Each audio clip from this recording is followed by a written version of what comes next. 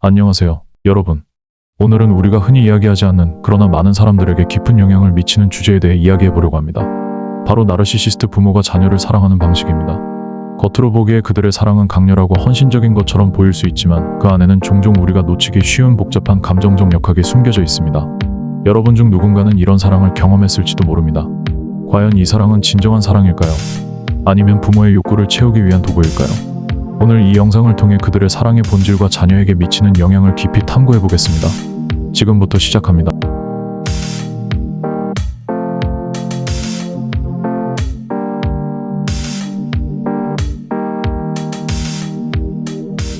나르시시스트 성향을 가진 사람들은 자신의 욕구와 자아 중심적 사고에 초점을 맞추는 경향이 있습니다. 이러한 성향은 그들의 대인관계 및 사랑의 표현 방식에도 영향을 미칩니다. 나르시시스트 아버지가 사랑을 표현하는 방식은 일반적인 사랑의 형태와는 다를 수 있으며 다음과 같은 특징이 나타날 수 있습니다. 조건부 사랑이란 사랑이 특정 조건을 충족해야만 주어진다는 개념을 기반으로 한 사랑의 형태를 말합니다. 이는 무조건적인 사랑과 대조적이며 특히 나르시시스트 성향의 부모에게서 자주 나타날 수 있습니다. 구체적으로 살펴보면 다음과 같은 특징과 방식으로 나타납니다. 나르시시스트 부모가 자녀에게 사랑을 표현할 때 다음과 같은 조건을 붙이는 경우가 많습니다. 좋은 성적, 학업적 직업적 성취, 특정 목표를 달성했을 때만 칭찬과 사랑을 표현합니다. 너가 시험에서 1등하면 정말 자랑스럽게 생각할 거야. 부모가 정한 규칙이나 기대에 따라 행동할 때만 인정과 애정을 줍니다. 내 말만 잘 들으면 사랑받을 거야.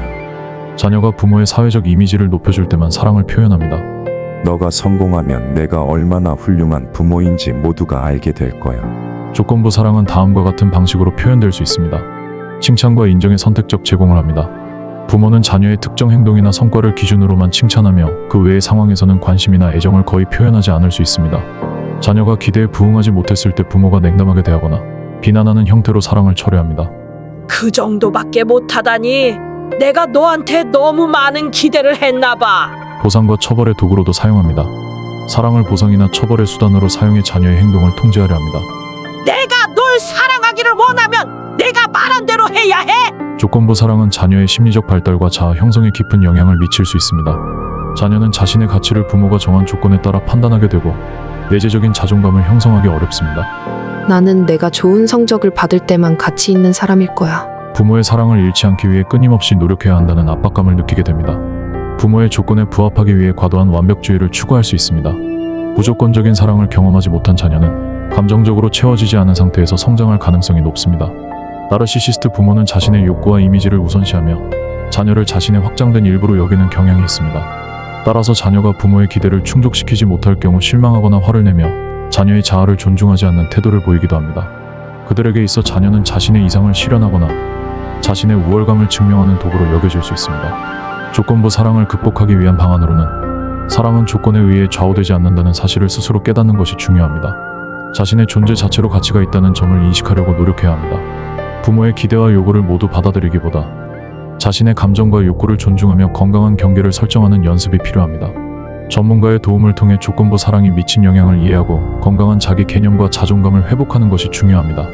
조건부 사랑은 단기적으로는 부모와 자녀 간의 긍정적인 관계처럼 보일 수 있지만 장기적으로는 자녀의 정서적 건강과 자율성을 해칠 수 있습니다. 무조건적인 사랑과 감정을 경험할 기회를 만드는 것이 치유의 첫걸음이 될 수 있습니다. 두 번째로는 자기 이미지와 연결된 사랑은 나르시시스트 부모가 자녀를 자신과 동일시하며 자녀의 행동과 성취가 자신의 이미지와 직접적으로 연결된다고 느끼는 사랑의 표현 방식입니다.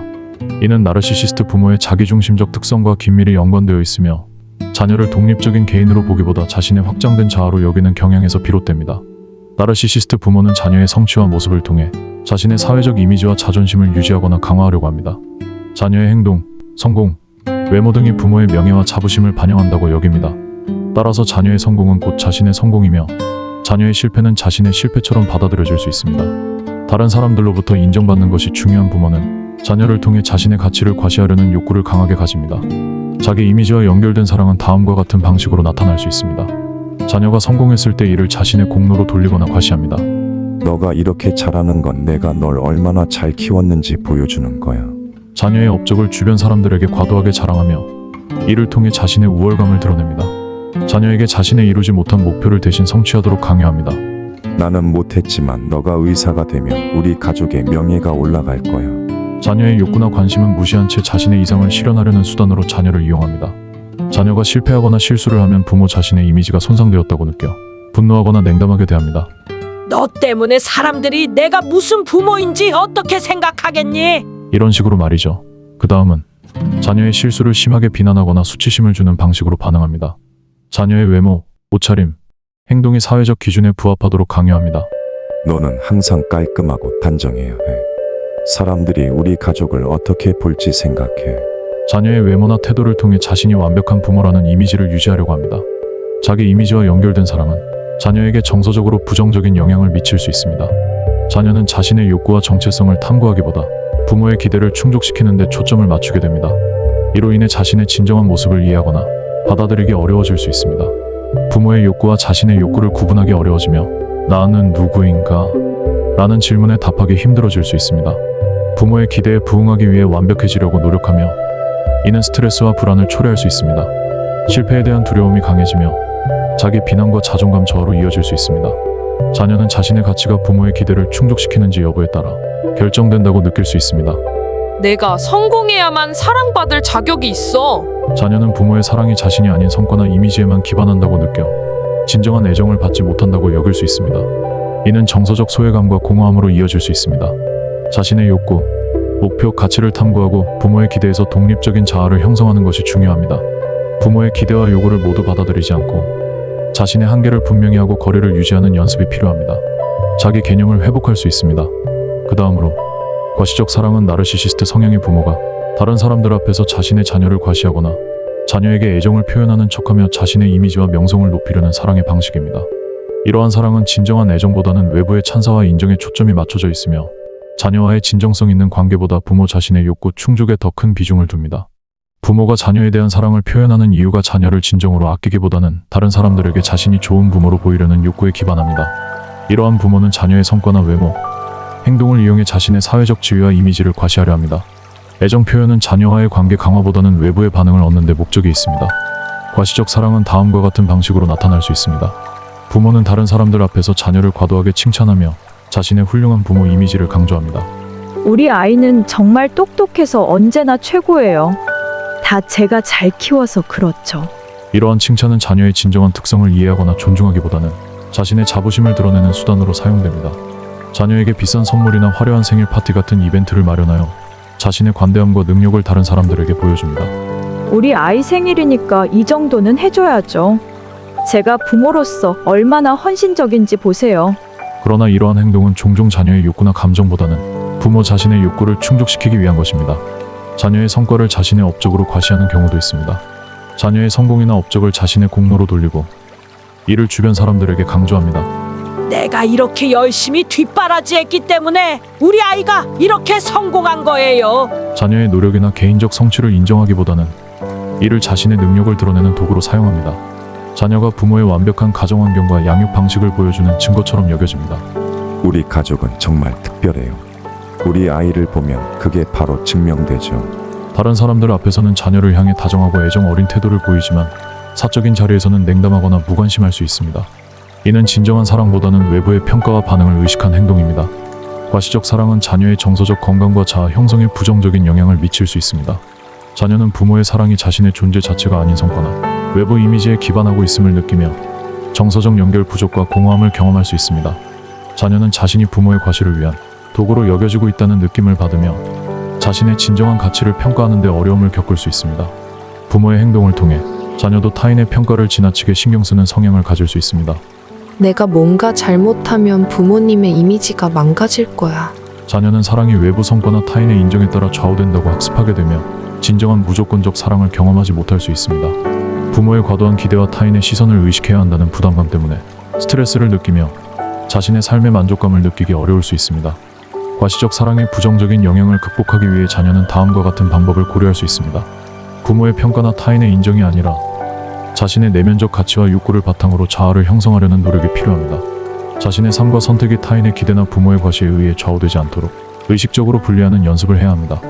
부모의 기대와는 별개로 자신의 감정을 표현하고 자신의 욕구를 존중하는 법을 배워야 합니다. 과시적 사랑은 부모와 자녀 모두에게 일시적인 만족감을 줄 수 있지만 그 본질은 자녀를 사랑받는 존재로 느끼게 하기보다는 부모의 욕구를 충족시키는 데 초점이 맞춰져 있습니다.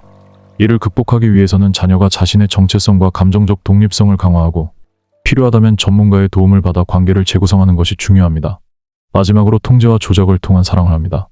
통제와 조작을 통한 사랑은 나르시시스트 성향의 부모가 자녀에게 애정을 주거나 철회하면서 자녀를 통제하고 자신의 욕구와 기대에 맞추려는 사랑의 방식입니다. 이 형태의 사랑은 진정한 애정이 아니라 자녀를 통제하거나 자신의 이익을 위해 조작하는 데 초점이 맞춰져 있으며 자녀의 독립성과 자율성을 억압하는 결과를 초래할 수 있습니다. 부모는 자녀가 자신의 기대나 요구를 충족할 때만 애정을 표현합니다. 자녀는 사랑을 받기 위해 부모의 기준에 맞춰 행동해야 한다고 느낍니다. 부모는 자녀가 독립적으로 생각하거나 행동하는 것을 제한하고 자신의 통제를 벗어나지 않도록 조작합니다. 부모는 자녀를 자신이 원하는 대로 조작하며 자녀의 삶이 자신에게 이득이 되거나 자신의 이미지에 부합하도록 만듭니다. 통제와 조작을 통한 사랑은 다양한 방식으로 나타날 수 있습니다. 부모는 자녀의 행동에 따라 애정을 철회하거나 제공하며 자녀를 통제합니다. 내 말대로 하지 않으면 널 사랑할 수 없어. 자녀는 사랑을 받기 위해 부모의 요구를 충족시켜야 한다는 압박감을 느낍니다. 부모는 자녀에게 죄책감을 불러일으켜 자신의 뜻을 따르도록 만듭니다. 내가 널 위해 얼마나 희생했는지 아는데 내가 이렇게 하면 정말 실망스러워. 자녀는 부모를 실망시키지 않기 위해 자신을 희생하거나 욕구를 억제합니다. 부모는 자녀의 선택, 관계, 심지어 감정까지 통제하려 합니다.